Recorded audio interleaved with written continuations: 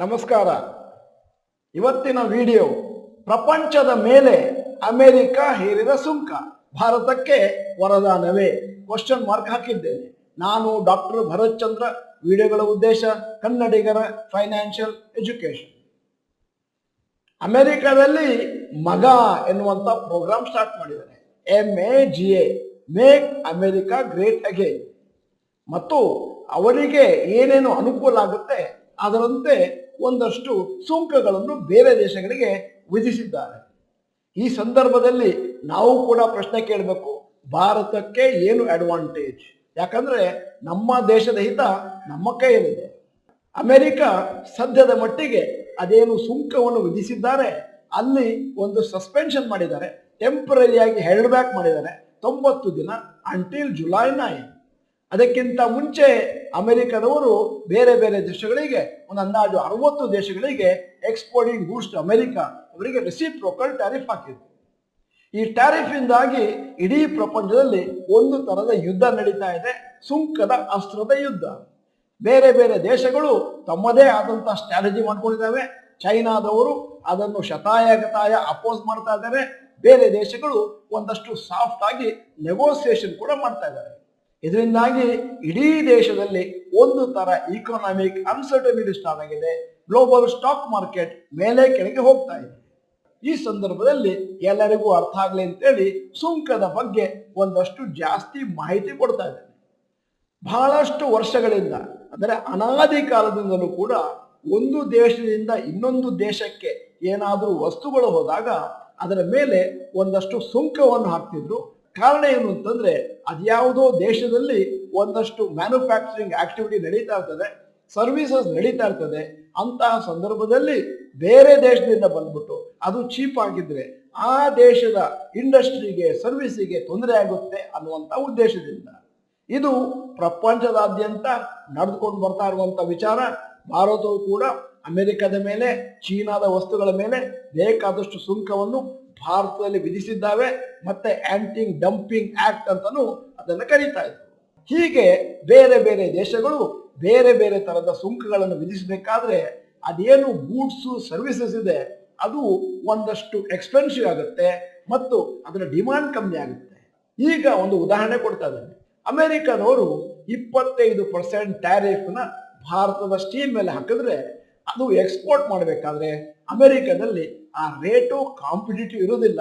ಬೇರೆಯವರು ಅದಕ್ಕಿಂತ ಕಮ್ಮಿಗೆ ಸಪ್ಲೈ ಮಾಡ್ಬೋದು. ಅದರಿಂದಾಗಿ steel from India will cost more in US.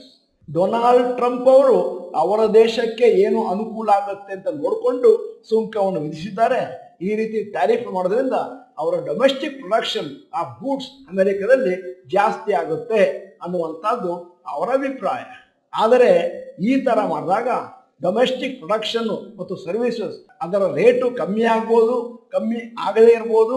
ಯಾಕಂತಂದ್ರೆ ಎಷ್ಟು ಕಾಸ್ಟ್ ಎಫೆಕ್ಟಿವ್ ಆಗಿ ಅಮೆರಿಕದಲ್ಲಿ ಆ ಸರ್ವಿಸು ಮತ್ತು ಪ್ರಾಡಕ್ಟ್ ಅನ್ನು ಕೊಡ್ಲಿಕ್ಕಾಗುತ್ತೆ ಮತ್ತು ಅಮೆರಿಕದಲ್ಲಿ ಚೀಪರ್ ಲೇಬರ್ನ ಪ್ರೊಡ್ಯೂಸ್ ಮಾಡ್ಲಿಕ್ಕಾಗುತ್ತೆ ಮತ್ತೆ ಚೀಪ್ ರಾ ಮೆಟೀರಿಯಲ್ನ ತಗೊಂಬಂದು ಹಾಕ್ಲಿಕ್ಕಾಗುತ್ತೆ ಅನ್ನುವಂಥದ್ದು ಗ್ಯಾರಂಟಿ ಇಲ್ಲ. ಈ ಟ್ಯಾರಿಫ್ ವಾರಿಂದಾಗಿ ಮುಂದಿನ ದಿನಗಳಲ್ಲಿ ಅಮೆರಿಕದಲ್ಲಿ ಒಂದಷ್ಟು ಗೂಡ್ಸ್ನ ಸರ್ವಿಸಸ್ ಅನ್ನ ಪ್ರೊಡ್ಯೂಸ್ ಮಾಡ್ತಾರೆ ಅಂತಂದ್ರೆ ಬಹುಶಃ ಅಮೆರಿಕದಲ್ಲೇ ಅದು ಕಾಸ್ಟ್ಲಿಯಾಗಿ ಪರಿಣಮಿಸಬಹುದು ಮತ್ತು ಜನರು ಅದನ್ನು ಕೊಳ್ಳದೇ ಇರಬಹುದು. ಈ ಸುಂಕಾಸ್ತ್ರವನ್ನು ಅಮೆರಿಕದವರು ಪ್ರಯೋಗಿಸಿದ ನಂತರ ಭಾರತದವರು ಕಾಶಿಯಸ್ ಅಪ್ರೋಚ್ ಅನ್ನ ತಮ್ಮ ಕೈಗೆ ತಗೊಂಡಿದ್ದಾರೆ. ಅಂತಂದ್ರೆ ನಾವು ಪ್ರತಿಯಾಗಿ ಸುಂಕಗಳನ್ನು ಹಾಕ್ತಾ ಇಲ್ಲ, ಚೀನಾದ ತರ ಒಂದು ತರ ಸೇಡನ್ನ ನಾವು ತೀರಿಸ್ಕೊತಾ ಇಲ್ಲ. ಏನಿದ್ದರೂ ಕೂಡ ನೆಗೋಸಿಯೇಷನ್ ಮಾಡೋಣ ಬಯಲಾಟ್ರಲ್ ಟ್ರೇಡ್ ಬಗ್ಗೆ ಅಂತ ಭಾರತ ಒಂದಷ್ಟು ಅಭಿಪ್ರಾಯವನ್ನು ವ್ಯಕ್ತಪಡಿಸಿದೆ. ನಿಮಗೆಲ್ಲ ಗೊತ್ತಿದ್ದ ಹಾಗೆ ಅದೇನು ಭಾರತಕ್ಕೆ ಅಮೆರಿಕದವರು ಸುಂಕವನ್ನು ವಿಧಿಸಿದ್ದಾರೆ ಅದು ಕೇವಲ 26%, ಚೈನಾಕ್ಕೆ 145%, ಇತರ ದೇಶಗಳಿಗೆ 30ರಿಂದ 60% ವರೆಗೂ ಹೇರಿದ್ದಾರೆ. ಭಾರತದ ಗೂಡ್ಸು ಬಹುಶಃ ಅಮೆರಿಕದಲ್ಲಿ ಅಷ್ಟಾಗಿ ಕಾಸ್ಟ್ಲಿ ಆಗಿ ಪರಿಣಮಿಸದೆ ಇರಬಹುದು ಅನ್ನುವಂಥದ್ದು ತಜ್ಞರ ಅಭಿಪ್ರಾಯ. ಡೊನಾಲ್ಡ್ ಟ್ರಂಪ್ ಅವರ ರೆಪ್ರೆಸೆಂಟೇಟಿವ್ ಏನ್ ಹೇಳ್ತಾರೆ ಅಂತಂದ್ರೆ ಭಾರತ ಒಂದು ದೇಶ willing to cut tariffs. America ಚೈನಾದ ಮೇಲೆ ದೊಡ್ಡ ಮಟ್ಟದ ಸುಂಕವನ್ನು ವಿಧಿಸಿದ ಮೇಲೆ ಸುಮಾರು ದೇಶಗಳು ಭಾರತದೊಡನೆ ಪಾರ್ಟ್ನರ್ಶಿಪ್ ಮಾಡಲಿಕ್ಕೆ ರೆಡಿ ಇದ್ದಾರೆ. ಯಾಕಂತಂದ್ರೆ ಅವರಿಗೆಲ್ಲ ಒಂದು ರಿಲಯಬಲ್ ಟ್ರೇಡ್ ಪಾರ್ಟ್ನರ್ ಬೇಕು, ಅದಕ್ಕೆ ಭಾರತವೇ ಸರಿ ಅನ್ನುವಂಥದ್ದು ಅವರ ಅಭಿಪ್ರಾಯ.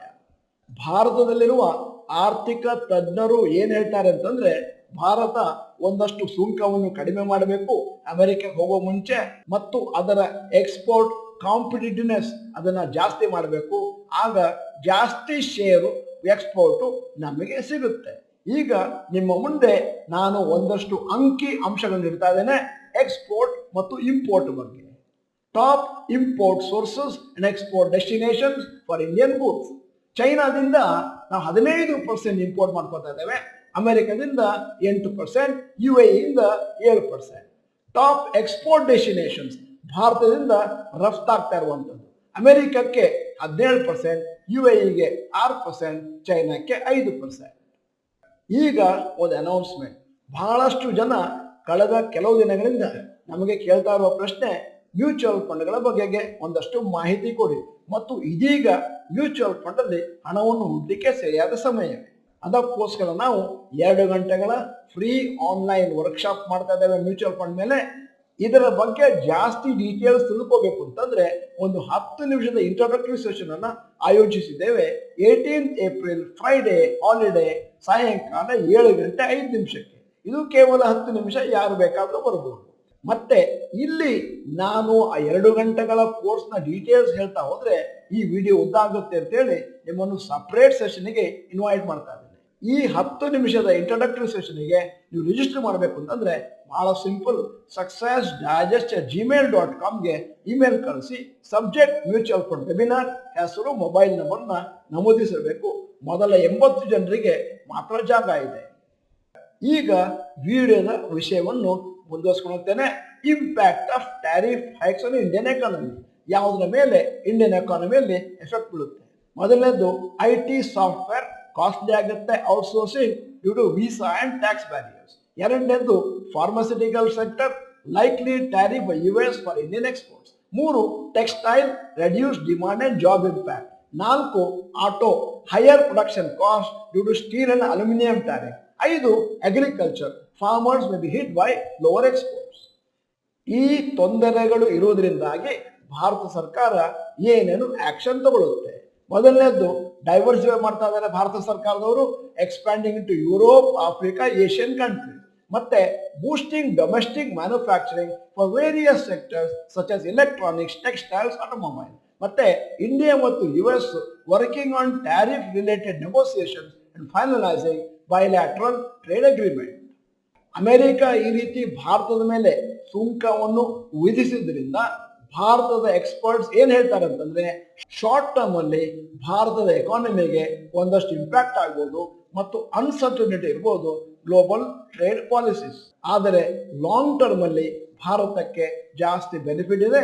Bharat become self sufficient in terms imports and also develop stronger trade relationship many other countries. ಅಂದ್ರೆ ಡೈವರ್ಸಿಫಿಕೇಶನ್ ಸ್ಟಾರ್ಟ್ ಆಗುತ್ತೆ.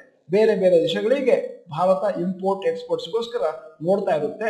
ಅಷ್ಟೇ ಅಲ್ಲದೆ ಅಮೆರಿಕನ್ ಗೂಡ್ಸ್ ಇಲ್ಲಿ ಕಾಸ್ಟ್ಲಿ ಆಗೋದ್ರಿಂದಾಗಿ ಭಾರತ ತನ್ನೊಳಗೆ ತಾನೇ ಒಂದಷ್ಟು ಮ್ಯಾನುಫ್ಯಾಕ್ಚರಿಂಗ್ ಫೆಸಿಲಿಟೀಸ್ನ ರೆಡಿ ಮಾಡ್ಕೋಬಹುದು. ಇದೆಲ್ಲ ಆಗೋದ್ರಿಂದ ಭಾರತೀಯ ಸ್ಟಾಕ್ ಮಾರ್ಕೆಟ್ಗೆ ಒಂದಷ್ಟು ಪಾಸಿಟಿವ್ ಇಂಪ್ಯಾಕ್ಟ್ ಸಿಗ್ಬೋದು. ಇನ್ನು ಮುಂದಿನ ದಿನಗಳಲ್ಲಿ ಭಾರತದಲ್ಲೇ ಹೆಚ್ಚಿನ ವಸ್ತುಗಳು ಮ್ಯಾನುಫ್ಯಾಕ್ಚರ್ ಆಗುವಂಥ ಚಾನ್ಸ್ ಇದೆ with competitive price. Personality development ಪ್ರೋಗ್ರಾಮ್ಗಳನ್ನು ನಡೆಸಬೇಕಾದ ಸಮಯದಲ್ಲಿ ನಾನು ಹೇಳುವ ಒಂದು ಮಾತಿದೆ, if God gives you lemon please make lemonade ಅಂತ.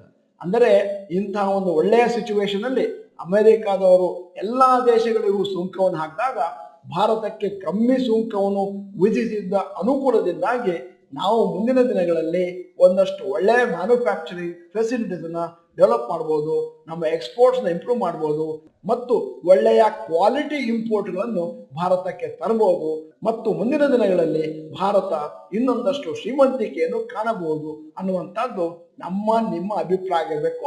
ಕಾದು ನೋಡೋಣ. ವಿಡಿಯೋದ ಕೊನೆಯಲ್ಲಿ ಇವತ್ತಿನ ವಿಡಿಯೋಗೆ ಸಂಬಂಧಪಟ್ಟ ಹಾಗೆ ಒಂದು ಪ್ರಶ್ನೆ ಕೇಳ್ತಾ ಇದ್ದೇನೆ. ಸದ್ಯದ ಮಟ್ಟಿಗೆ China is manufacturing super power. ನೀವೆಲ್ಲ ಚೈನಾ ಹೋಗಿದ್ದೀರೋ ಗೊತ್ತಿಲ್ಲ, ನಾನು 2 ಸತಿ ಹೋಗಿದ್ದೇನೆ. ಅವರಲ್ಲಿರುವಂತಹ ಮ್ಯಾನುಫ್ಯಾಕ್ಚರಿಂಗ್ ಫೆಸಿಲಿಟೀಸ್ ಮತ್ತು ಒಳ್ಳೆಯ ಲೇಬರ್ ಫೋರ್ಸ್ ಏನಿದೆ ಅದನ್ನು ನೋಡಿದಾಗ ಅನ್ಸುತ್ತೆ ಭಾರತದವರು ಎಂದಿಗೂ ಅವರನ್ನು ಮ್ಯಾಚ್ ಮಾಡ್ಲಿಕ್ಕೆ ಆಗ್ಲಿಕ್ಕಿಲ್ಲ.